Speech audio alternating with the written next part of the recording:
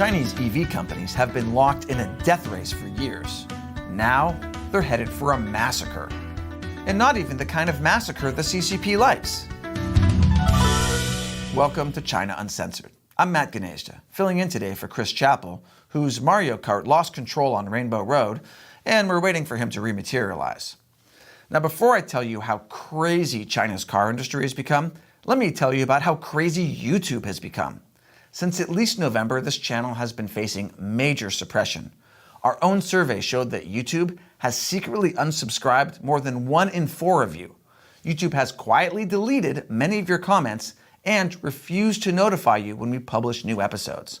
But there's a way you can stand up and fight. Sign up to get our free weekly newsletter in your inbox.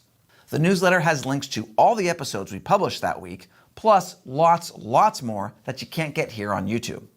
The more people that sign up, the more we can keep up the fight, no matter what YouTube throws at us. So click below. What are you waiting for?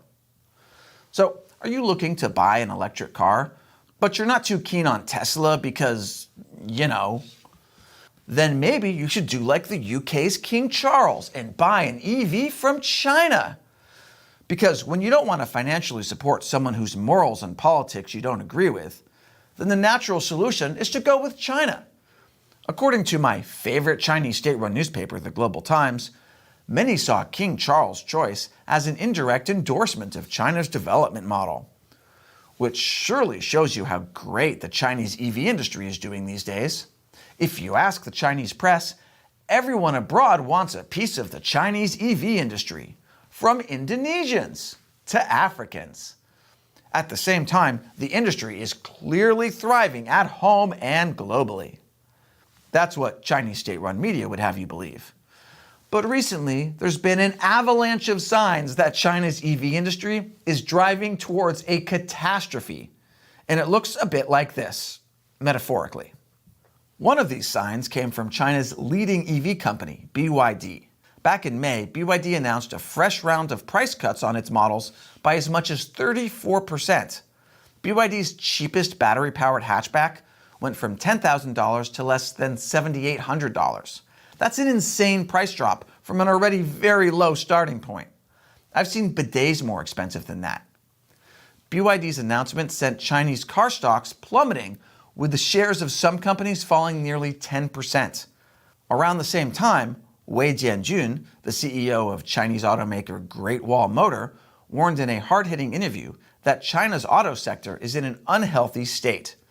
He even compared the Chinese auto industry to China's crisis-hit property sector, saying that now Evergrande in the automobile industry already exists, but it has not collapsed. Does this mean besides ghost cities, we're also going to get ghost cars? Evergrande was once China's biggest property developer, but it collapsed under the weight of its own massive debt in 2021. It threatened to drag the entire Chinese property market down with it. Suggesting that the auto industry has a similar thing coming? That's not exactly a chipper outlook. Ironic that the electric vehicle industry is running on fumes. But Wei's biggest bombshell turned out to be what he termed second-hand cars with zero mileage. He was referring to a strange surge of undriven vehicles on China's second-hand market. Sounds like a contradiction, because how can a car be second-hand if it hasn't been driven by anyone? Did someone carry it into a garage and then not touch it, like a vintage toy left in its package? Yeah, kind of. It's part of a scheme where automakers and car dealers take their oversupply of unsold cars, offload them further down the food chain, and then register the cars as sold. Yep, sales numbers are up again. If that sounds sketchy to you, relax. Because you're right. The scheme can give the impression that tons of cars are being sold, when the only thing that's happening is that the unsold cars are being handed over to players in the second-hand market. It's another indication that the Chinese EV sector is very much out of balance. Now, ordinarily, we should take the claims of a Chinese auto tycoon like Wei regarding the industry and its players with a grain of salt, plus a mountain of salt on the side. Leading figures in the sector often lash out at each other. BYD was quick to dismiss Wei's remarks on the industry's health as alarmist. But this time around, Wei was pointing to things that were so unnerving and caused such a stir that China's Commerce Ministry called a meeting a few days later. which wasn't a good sign. The CCP never calls meetings to say, "Great job, you're making us proud." Trade groups and automakers, including BYD, were asked to attend. They reportedly discussed the zero-mileage used car sales and several other issues that are hurting the industry. As the meeting got closer, the situation got worse. The same day the meeting was called, shares in Chinese automakers fell again. That same week, a big BYD car dealer in eastern China went out of business, shutting down at least 20 stores and leaving more than 1,000 customers in limbo. And soon after that, Chinese car dealers came out urging automakers to stop dumping inventory on them, which would be like McDonald's telling farmers, "Stop giving us so many beef patties and potatoes." That'd be a clear sign that McDonald's business is unhealthy. So things are not looking as dandy for Chinese EV business as King Charles' purchase might suggest. But how did it get to a point where it looks like Chinese car companies are manipulating sales and an industry leader is warning of an Evergrande-type collapse? Well, as with so many other issues in China, we need to start with the great, glorious, and correct Communist Party. Not long after Chinese leader Xi Jinping came to power in 2012, the CCP started openly talking about making China a technology and manufacturing leader in a long list of modern industries. Near the top of that list was the field of new energy vehicles, such as hybrids and EVs. To develop this new field, both the central government and local governments began releasing a flood of subsidies and incentives to encourage everyone far and wide to jump in. And everyone did. Even Chinese companies with little or no experience in car making rushed in to get a slice of the subsidized pie.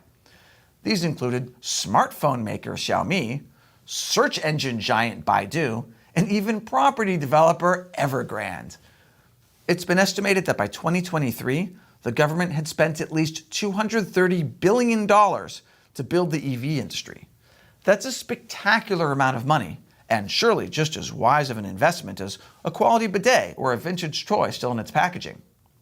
In some ways, the effort did pay off. China is now home to the world's largest battery maker, CATL, and the world's now largest EV maker, BYD.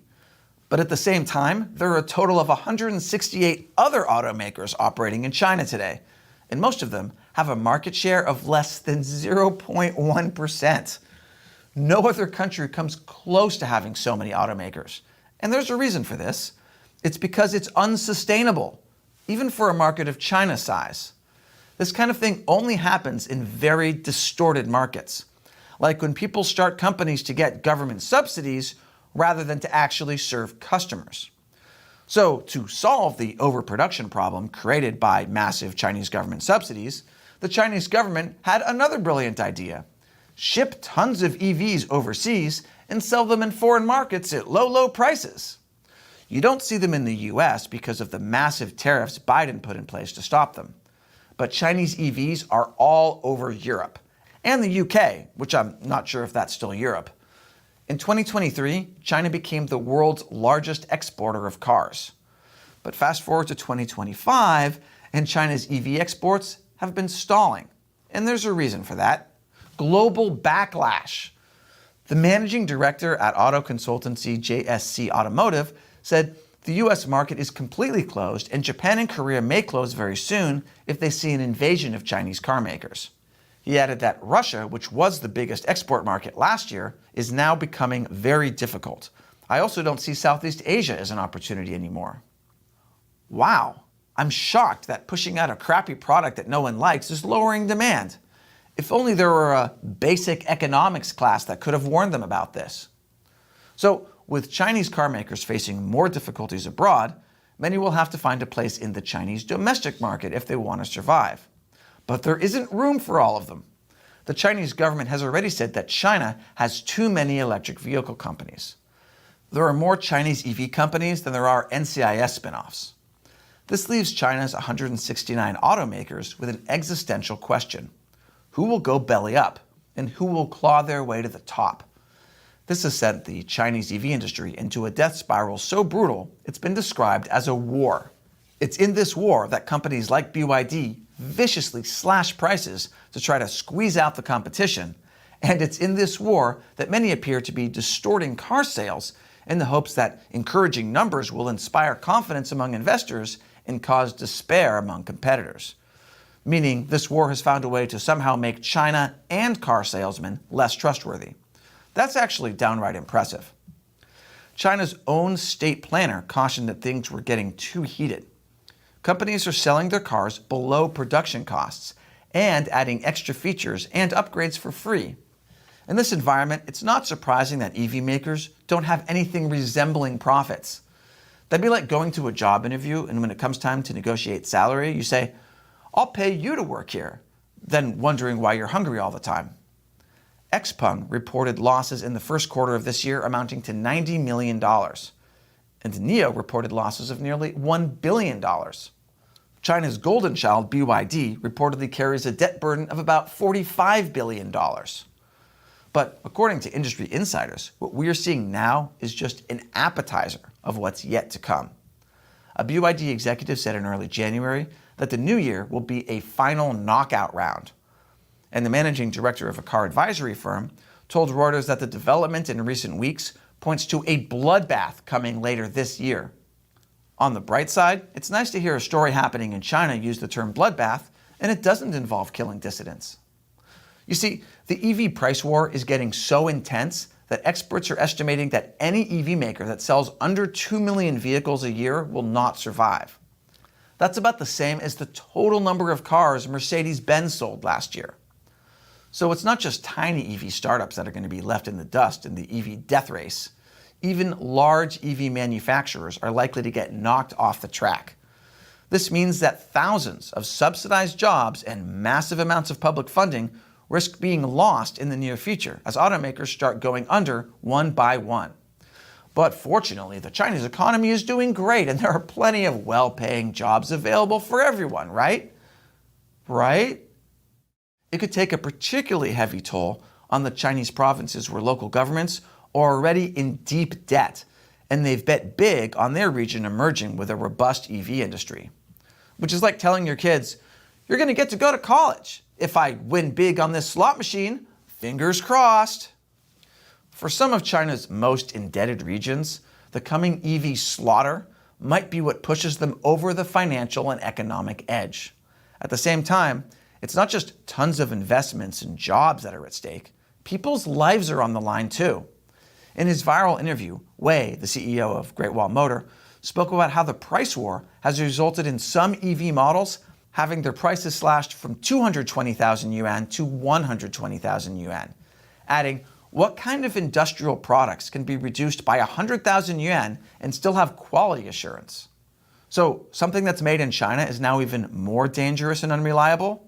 Again, downright impressive. And Wei is not the only one that has brought this up. There's been growing concern that the EV fight is pushing companies to cut corners to be as cheap as possible. One American high school student I know told me he had recently visited China as part of a group. They gave the students a tour of a Chinese EV plant, and he was surprised that these cars did not have airbags.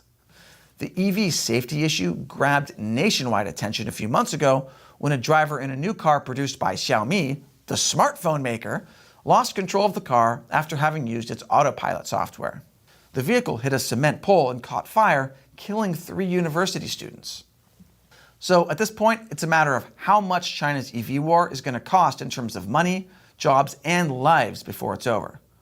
But on the bright side, King Charles bought one, and who's more in touch than a 76-year-old that lives in a palace?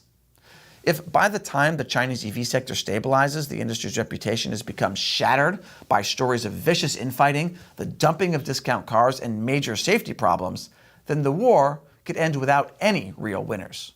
Like most wars. Few people will want to buy a car from the companies that are left. Perhaps even the royals will opt for a different vehicle, even if it's just a few horsepower. And if you don't believe me, just ask this auto tycoon what a bad reputation can do to your EV company, and that's when the quality is great.